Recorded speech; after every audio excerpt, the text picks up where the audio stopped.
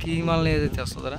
Sir ওর তো ওই light মানে কিসের এরিয়া লাইটগুলো কিসের আসতো? স্যার এই যে ওই আলোসমূহ যে অফিসটাতে চুরি করছিল মানে অফিসটা কিসের অফিস এটা?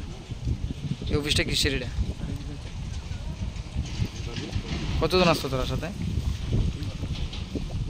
মানে এর আগে কোন চুরি টুরি হয়েছিল না এর মধ্যে?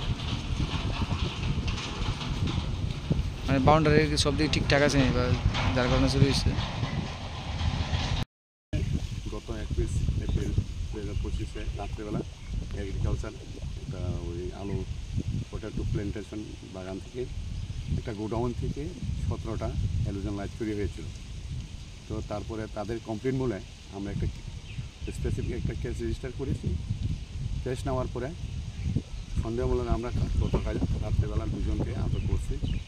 একজনের নাম হয়েছে অভয় মণ্ডল এবং আরেকজন নারায়ণ দাস।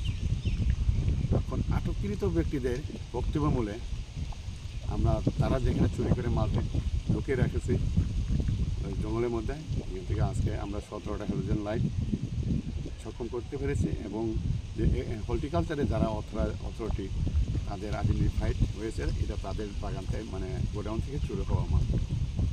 এখন আমরা এই দুজন লোককে আমরা এই স্পেসিফিক কেস মূলে আমরা